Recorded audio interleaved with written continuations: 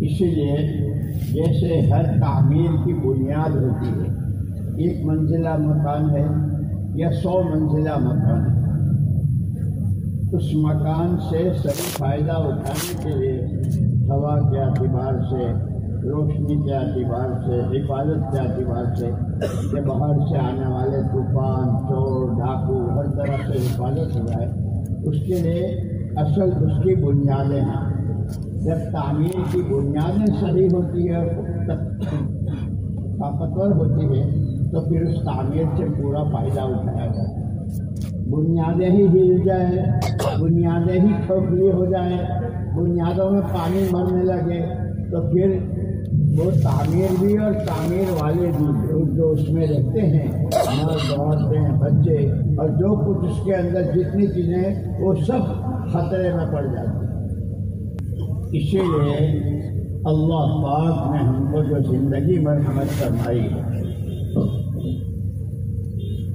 اس کو بتلانے کے لیے اس زندگی کا مقصد کیا ہے، اس کی غرض کیا ہے، اس کی بنیادیں کیا ہے، اس کے بتلانے کے لیے محمد رسول اللہ صلی اللہ علیہ وسلم کو بھیجا اور آپ زندگی کی 3 بنیادیں بتلائی۔ سب سے پہلی بنیاد جس نے زندگی دی ہے، اس اللہ پاک کو راضی کرنا ہے، یہ زندگی کی بنیاد ہے۔ دوسری بنیاد مرنا ہے، مرنے کے بعد کی زندگی ہمیشہ ہمیشہ کی ہے، وہ آخرت بنانی ہے۔ اور اللہ راضی کیسے ہوں گے، آخرت کیسے بنے گی، اس کے لیے راستہ بتایا محمد الرسول اللہ صلی اللہ علیہ وسلم۔ جو جتنا حضور کا دیا ہوا دین سیکھے گا، چلے گا، اس کا اہتمام کرے گا، اللہ راضی بھی ہوتے رہیں گے اور بندے کی اپنی آخرت بنتی رہے گی، زندگی کی یہ بنیادیں ٹھوس اور مضبوط ہوتی رہے گی۔ اسی لیے آپ کو معلوم ہوگا کہ کسی بھی تعمیر کی جب بنیادیں ڈالی جاتی ہیں تو اس بنیادوں کو بہت مضبوط کیا جاتا ہے، ایک مدت تک اس کے اندر اینٹیں، پتھر، پانی اور روڑے اور خوب ٹوٹا جاتا ہے، خوب بھرا جاتا ہے، ایک مدت تک بنیادوں کو مضبوط کرنے کی پوری کوشش کی جاتی ہے۔ جب تعمیر والوں کو جو اس کے ماہر ہوتے ہیں، جب انہیں اس کا اطمینان ہو جاتا ہے کہ بنیاد مضبوط ہے، تو اب اس کے بعد پھر تعمیر شروع کرتے ہیں۔ تو ایسے ہی ہمارا یہ سارا کام، یہ مدرسے، یہ مسجدیں، یہ دعوت و تبلیغ کا کام، یہ خانقاہیں، یہ اصل ہر فرد کو، وہ تاجر ہو، کاشتکار ہو، انجینئر ہو، ڈاکٹر ہو، مولوی صاحب ہو، خادم، جو بھی ہو، ہر ایک کو اپنی 3 بنیادوں کو مضبوط کرنا ہے۔ اللہ کو راضی کرنا ہے، آخرت بنانی ہے، اور محمد الرسول اللہ صلی اللہ علیہ وسلم کے راستے سے آپ کا اتباع کرنا ہے، ہر چیز میں جو کچھ آپ نے دیا ہے۔ ان تینوں بنیادوں کے لیے اللہ پاک نے طاقتیں بھی 3 دی ہے، جان، مال اور صلاحیت۔ اب انسانوں کو اس پر اختیار دیا ہے، اسی لیے جب سے دنیا شروع ہوئی ہے، دونوں چیزیں، بگاڑ بھی اور بناؤ بھی، صلاح بھی اور فساد بھی، انہی تینوں طاقتوں کے صحیح اور غلط استعمال کے نتیجے میں وہ بنیادیں یا کھوکھلی ہوئی ہے یا بالکل ختم ہوئی ہے اور عمارتیں ہی بھی گر گئی ہے، اور یا انہی تینوں طاقتوں کے صحیح استعمال پر زندگی کی تعمیر بھی صحیح ہوئی ہے اور اس کا فائدہ بھی اٹھایا ہے، اور دنیا میں رحمت بن کر اور اللہ کا کرم، اللہ کے خزانوں سے فائدہ اٹھاتے ہوئے یہ تینوں طاقتیں نبیوں کے پاس، پیغمبروں کے پاس، صحابہ کے پاس، تابعین کے پاس، اولیاء اللہ کے پاس، اور قارون، فرعون، حامان، شداد، مشرکین مکہ کفار اللہ کے دشمن ان کے پاس بھی تینوں طاقتیں اللہ کی دی ہوئی.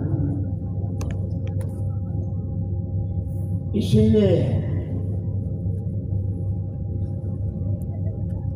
ہمارا یہ سارا کام اپنی ان تین بنیادوں کو مضبوط کرنے کے لیے جان، مال اور صلاحیتوں کا استعمال، یہ اللہ کے راستے میں نکلنا، یہ 4 مہینے چلے، یہ اپنی مسجدوں کی جماعتوں کو مضبوط بنانا اور اپنے انفرادی اور اجتماعی اعمال اللہ کے لیے کرنا، یہ بنیادوں کو مضبوط کرنے والی چیز.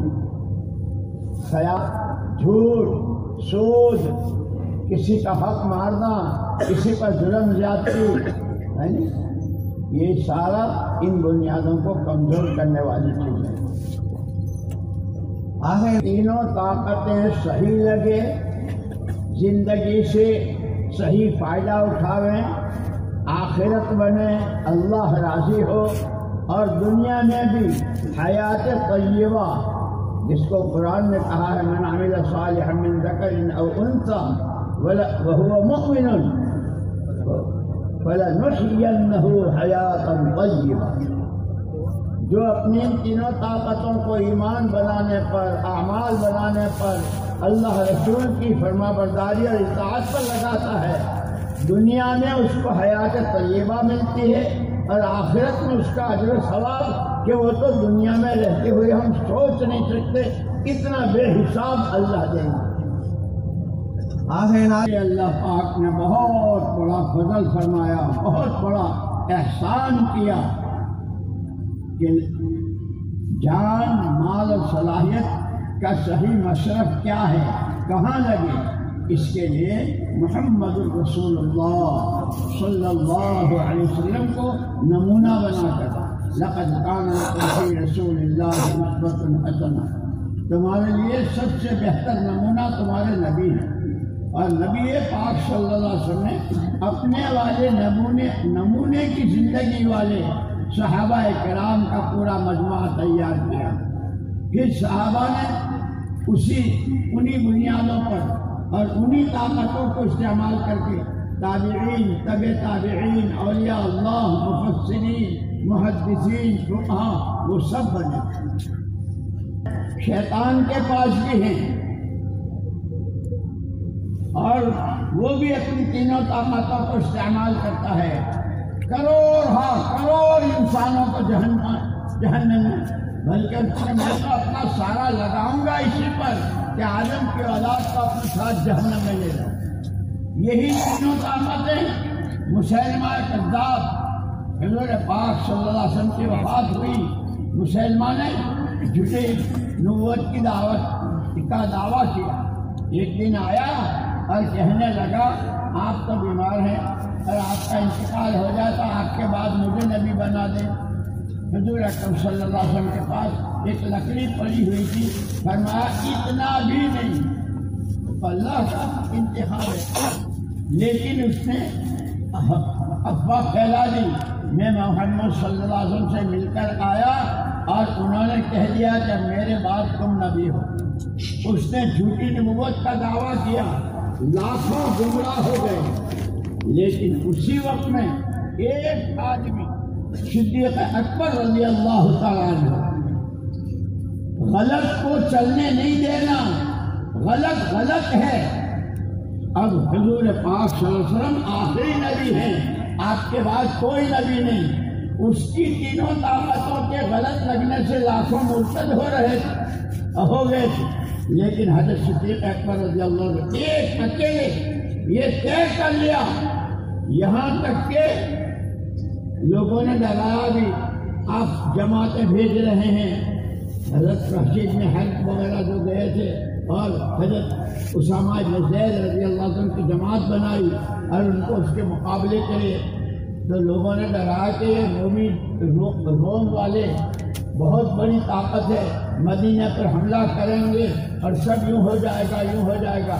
حضرت صدیق اکبر رضی اللہ عنہ فرمایا اگر بچہ نہ بچے مدینے میں اور میری جان مجھے شہید کر دیا جائے، میرے ٹکڑے کر دیے جائے، مجھے کفن تک کا کپڑا نہ ملے، یہ سب برداشت کروں گا، لیکن بات محمد صلی اللہ علیہ وسلم کی جو آپ کی وصیت ہے اسی پر عمل کرنا ہے۔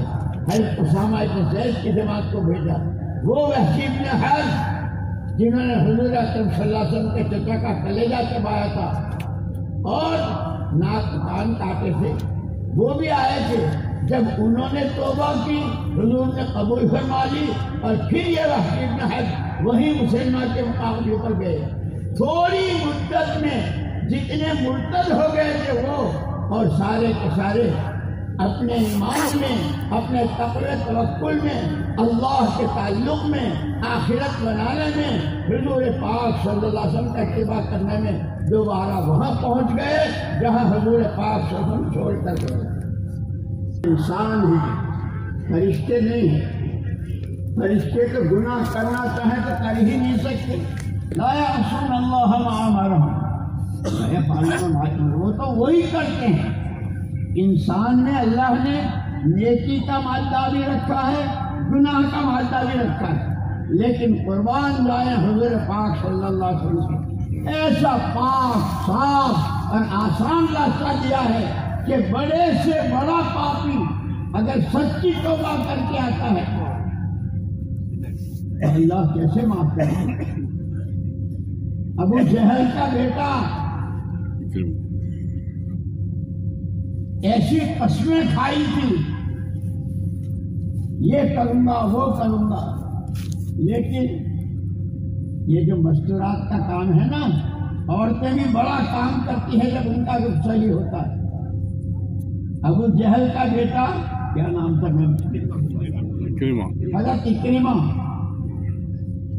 میں مکہ چھوڑ کے جا سکتا ہوں لیکن یہاں نہیں رہ سکتا، ان کا کلمہ نہیں پڑھ سکتا۔ ان کی بیوی کو پتا چلا رضی اللہ تعالیٰ عنہ، وہ گئی،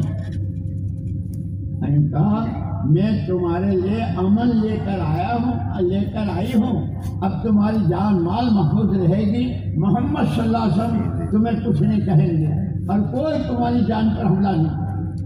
گھر کی بیوی کی بات پر شوہر کو اطمینان ہوتا ہے، ان کے کہنے سے وہ آ گئے کشتی میں، راستے میں چاہا کہ اس سے صحبت کریں، انہوں نے جواب دیا خبردار، اب میں مسلمان ہوں، کلمے والی ہوں، تم کفر میں ہو، تم مجھے ہاتھ نہیں لگا سکتے۔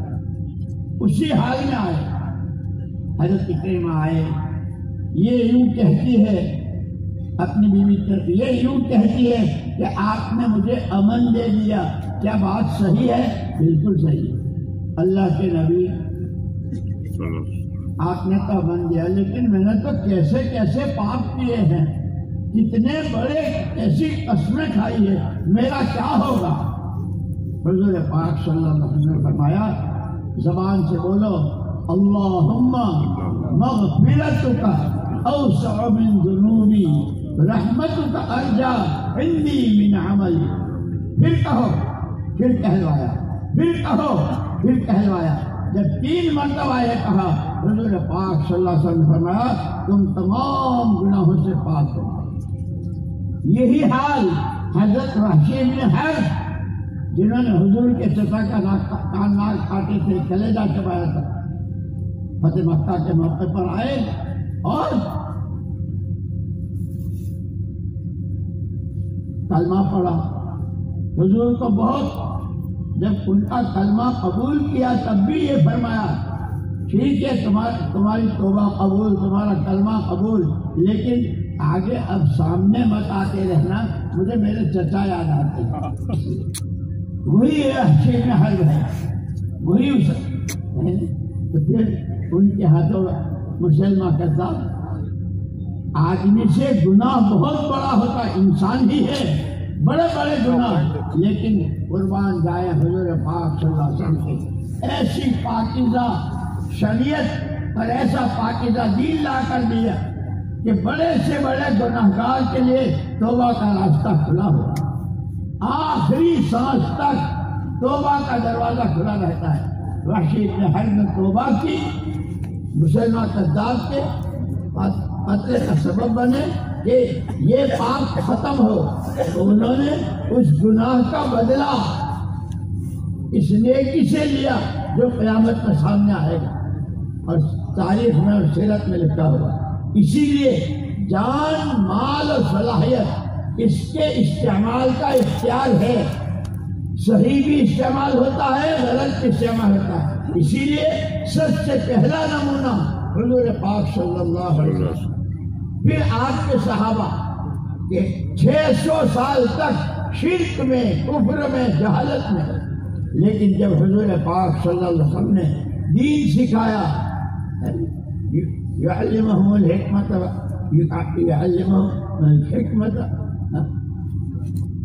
یتلو علیہم آیاتہ ویزکیہم ویعلمهم الکتاب والحکمہ، جب یہ ہوا تو یہی ایسا نمونہ بنے، ایسے نمونہ بنے کہ ایک ایک کے بدلے میں کیسے کیسے تیار ہوئے۔ وہ طائف شریف جہاں حضور تشریف لے گئے تھے اور انہوں نے بچوں کو پیچھے لگایا تھا اور آپ کو کتنی تکلیفیں ہوئی تھیں، لیکن یہاں تک کہ آسمانوں میں شور مچ گیا، جبریل امین آئے، اگر آپ فرمایا تو انہیں چکی کے دو پاکوں میں جیسے دانا پچھا جاتا کس سے، آپ نے فرمایا مجھے اللہ نے رحمت بنا کر بھیجا ہے، زحمت بنا کے، آج نہیں تو کل، کل نہیں تو پرسوں، یہ نہیں تو ان کی اولاد، اولاد نہیں تو پوتے۔ وہی ہے ایک دن حضرت مغیرہ بن شعبہ رضی اللہ تعالیٰ عنہ مدینے سے باہر اپنا جانور چلا رہے، دھول اٹھتی ہوئی دیکھی، جب دھول بیٹھ گئی تو کچھ چہرے سامنے آئے، یہ اپنا کاروبار چھوڑ کر وہاں آ گئے، تم لوگ کون ہو، کہاں کے ہو؟ نحن اہل الطائف، ہم طائف والے ہیں، کہاں جا رہے ہو؟ دربار رسالت محمد صلی اللہ علیہ وسلم۔ کیوں جا رہے ہیں؟ کلمہ پڑھنے جا رہے ہیں، گواہی دینے جا رہے ہیں۔ اس میں اس قبیلے کا آدمی حضور بنو ثقیف کے پاس گئے تھے، حضرت محمد بن قاسم ثقفی رحمۃ اللہ علیہ وہ اس قافلے میں تھے، آئے حضور کے ہاتھ پر بیٹھ ہوئے، توبہ ہوئی، اور ان کے ہاتھوں پر یہ ہمارے ہندوستان میں بھی آئے تو ان کے صحابہ کی جماعت اور کہاں کہاں کہتے جان، مال، صلاحیت، اس کا استعمال اصل اگر نبی کے، صحابہ کے اور اللہ والوں کے نمونے پر ہے تو دنیا بھی جنت نشان بن جاتی ہے۔ جنت تو جنت ہی ہے، دنیا گھریلو زندگی، کاروباری زندگی، سماجی زندگی، جنت نشان۔ اگر ان نمونوں پر جان مال نہ آئی تو آدمی دولت مند ہوتے ہوئے فرعون، قارون اور دولت کا نشہ، اس لیے کہتے ہیں نا کسی کو عہدے کا نشہ، کسی کو دولت کا نشہ، کسی کو کسی چیز کا، خاندان کا نشہ، اور ہر نشے کو اتارنے والی چیز وہ آدمی کی موت ہے۔ اس لیے اللہ نے اپنا ذکر تو کثرت سے کرنے کو فرمایا اور حضور پاک صلی اللہ علیہ وسلم نے موت کو کثرت سے آئی ہے، عورتوں کو بھی دی ہے، اور وہ بھی ان کو خیر میں بھی استعمال کر سکتی ہیں اور شر میں بھی۔ یہ حضرت وحشی بن حرب نے جو حضور کے چچا کا کلیجہ چبایا تھا، ایک عورت ہی کے کہنے سے، وہ ہندا تھی، اور یہ کہا تھا کہ ان کو قتل کرنا ہے، کلیجہ نکالنا ہے، منہ سے چبانا ہے، چبایا نہیں گیا، چھوٹ دیا۔ ہندا اس کا ذریعہ بنی۔ حضرت اکرمہ رضی اللہ تعالیٰ عنہ کی بیوی، وہ ان کی ایمان لانے کا ذریعہ بنی۔ لیکن یوں کہتے ہیں سب سے زیادہ اثر آدمی کے اوپر جو پڑتا ہے وہ ماحول کا۔ سردی کے ماحول میں ہر ایک کو سردی لگتی ہے، گرمی کے ماحول میں ہر ایک کو پسینے آتے ہیں۔ وہاں محنت ہو رہی تھی ان بنیادوں کی، اللہ کو راضی کرنا ہے، آنکھیں بنانی ہے، اللہ کو منہ دکھانا ہے، نبی کے سامنے جانا ہے، زندگی کا جواب دینا ہے، ان بنیادوں کا کی ایک محنت ہو رہی تھی۔ یہ 6 نمبر جو ہیں یہ اسی محنت کے ہیں۔ کیا ہوا؟ یا تو حضرت اکرمہ کی بیوی ذریعہ بنی ان کے ایمان کی، اور پھر حضرت اکرمہ نے 60,000 کے لشکر کے مقابلے میں اپنے 60 آدمیوں کے ساتھ، اور کیسا اللہ نے ان سے کام لیا۔ یہی بات ماحول بنا، ایمان، اللہ کا خوف، آخرت، مرنا حق ہے، اللہ کا جواب، ماحول ایسا بنا کہ وہ ہندا بھی ایک مرتبہ آ گئی۔ یہاں تک کہ جب بیعت ہو رہی تھی تو بول چوری نہیں کریں گے، زنا نہیں کریں گے، تو اس پر بول اٹھی، ارے کوئی شریف عورت بھی زنا کرتی ہے؟ اس پر پوچھا، ارے ہندا ہے کیا؟ کہ جی، کیسے؟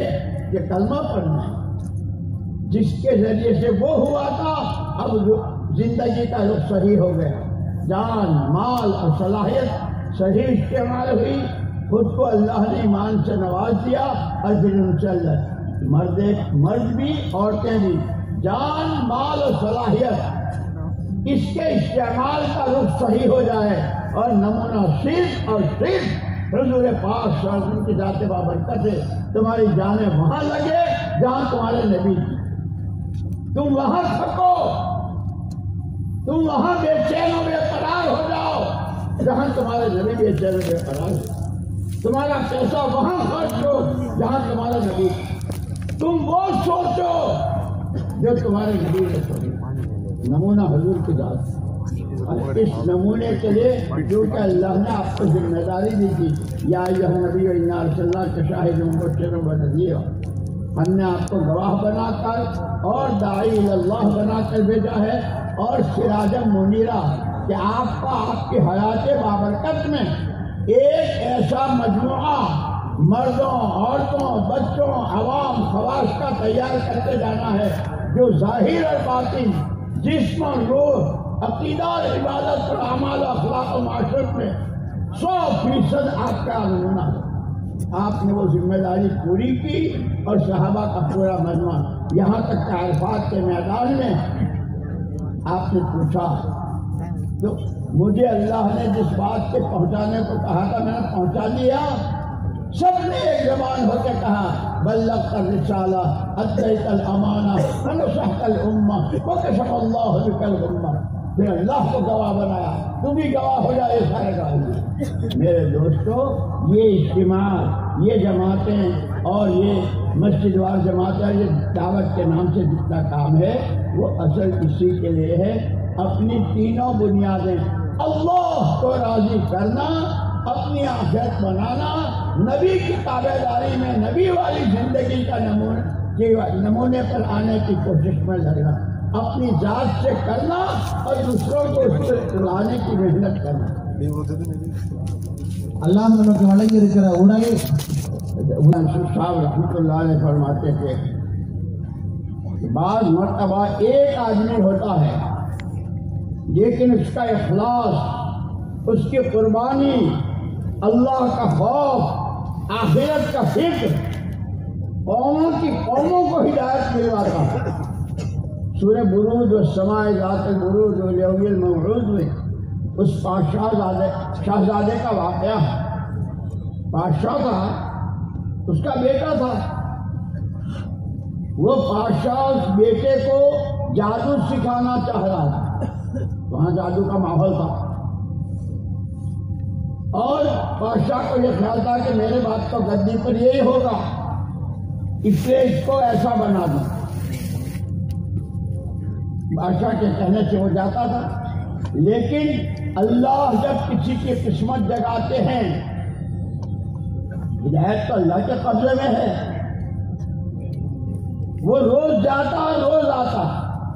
یہ سارے یہ سمجھ رہے تھے کہ یہ جادو سیکھ رہا ہے، کہانت سیکھ رہا ہے، اور اللہ کا کرنا، اسے راستے میں مل گئے ایک مولوی صاحب، ایک راہب، انہوں نے اس کو پڑھانا شروع کیا بسم اللہ سے۔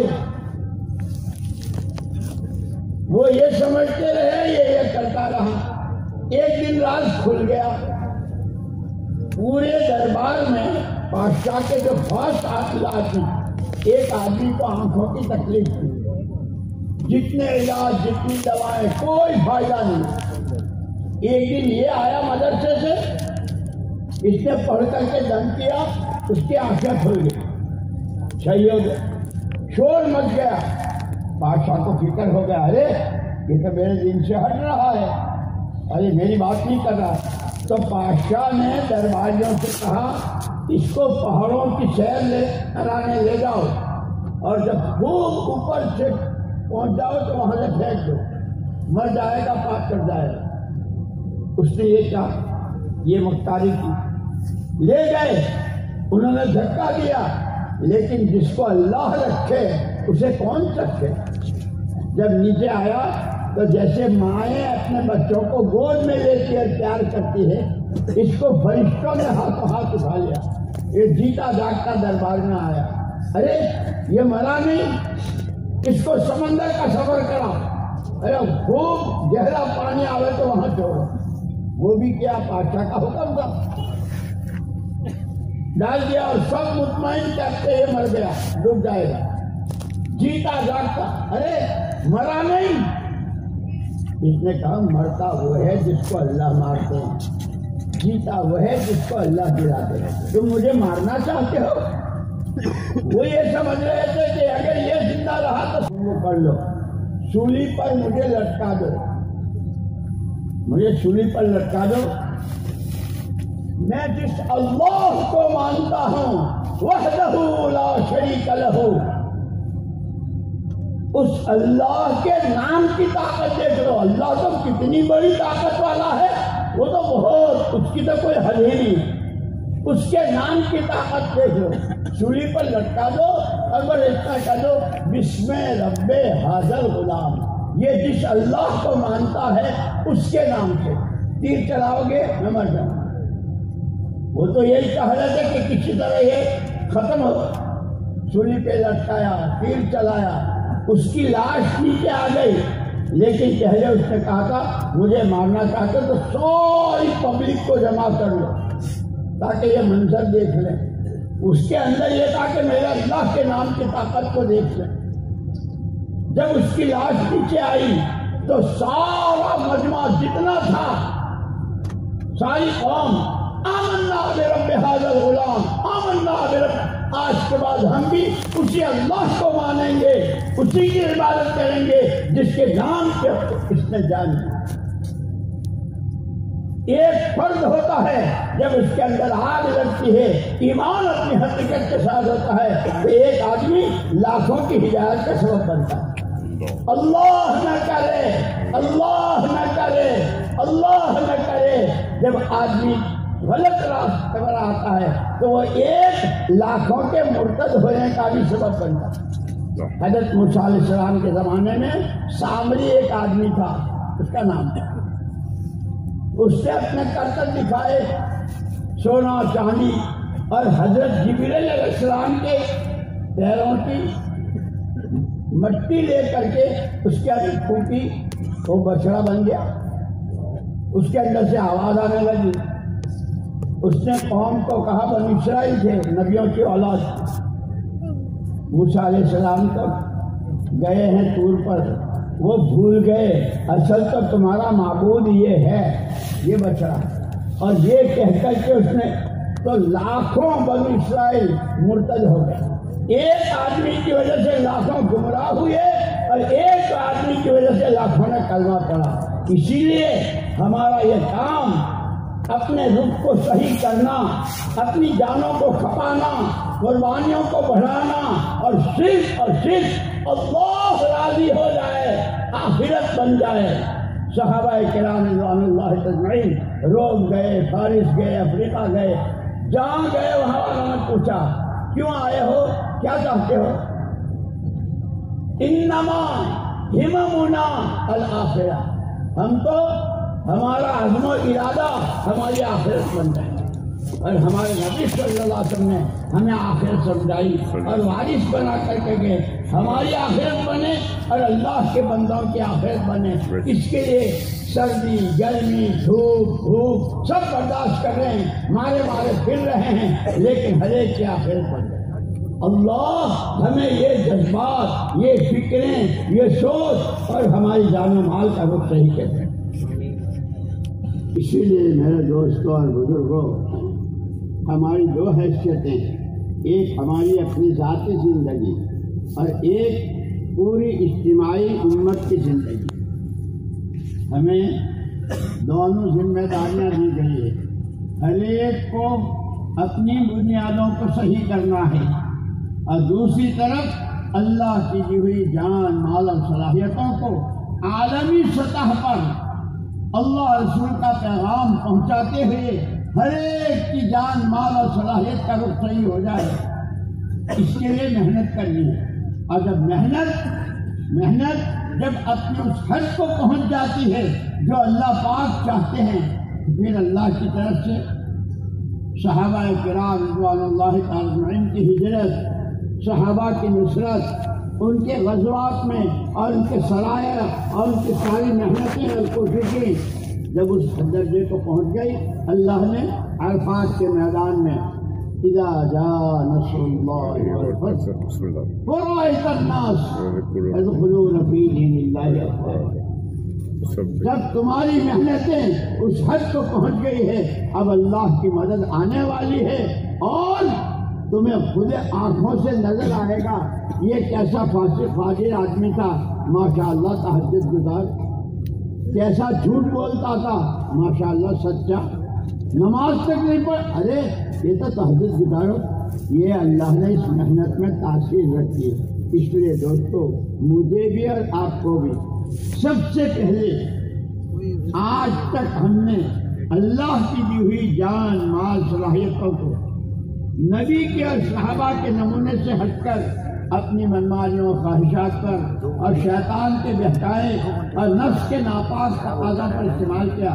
سچی توبہ کرنی ہے، اپنے رخ کو صحیح کرنا ہے، عزم و ارادہ کرنا ہے کہ ہمیں تو اللہ ہی کو راضی کرنا ہے، آخرت کو بنانا ہے اور اس کے لیے محمد الرسول اللہ صلی اللہ علیہ وسلم توبہ کرنی ہے، ارادہ کرنا ہے اور پھر اس کے ذریعے گاؤں گاؤں، گلی گلی، شہر شہر، صبح صبح، ملک ملک میں وہ ماحول بنانا ہے۔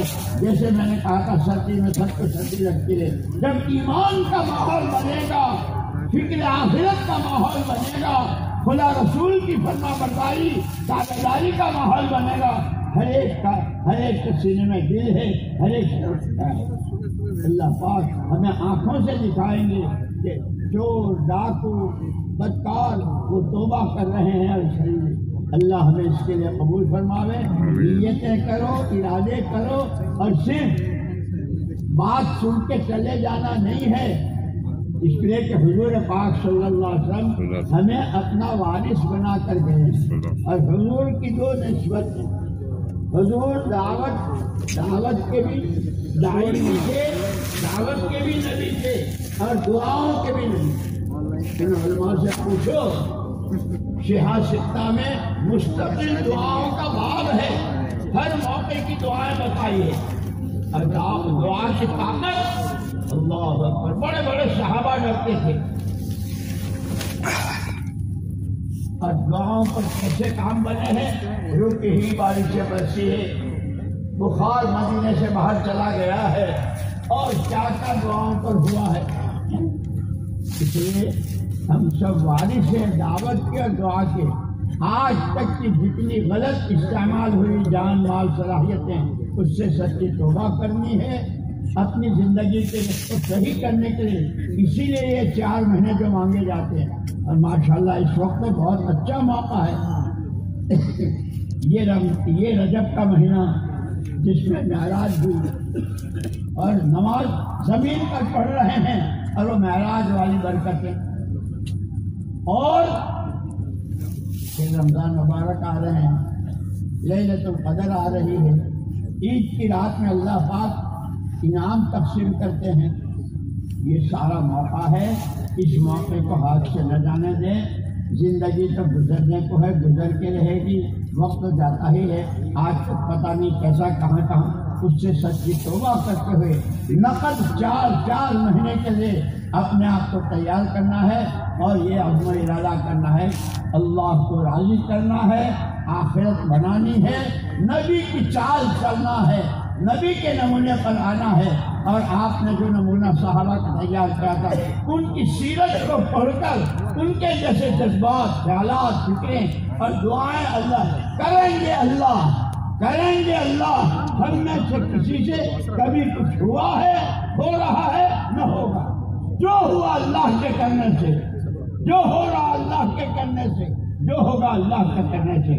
اس لیے قربانی، جتنی محنت، جتنا اس کے لیے تھکیں گے اسی کی مقدار میں دعا میں طاقت آئے گی۔ دنیا کہتی ہے یہ بن جاؤں، وہ بن جاؤں، وہ بن جاؤں، جیسے حزب العظم میں دعا ہے نا، اللہم اذا اقررت اعین اہل الدنیا من دنیاہم فاقرر عیوننا من عبادتک۔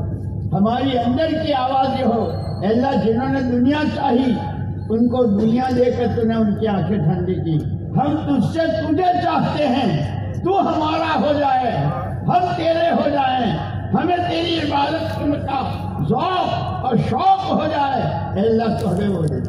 اس لیے اپنی تمنائیں، اپنی آرزویں، اپنی امیدیں بھی یہ کریں اور دعائیں مانگیں۔ ஆகையினால அல்லாஹ் நமக்கு கொடுத்திருக்கிற இந்த தாவத் اللہ علیہ فرماتے تھے، جانتے ہو دعا کیا ہے؟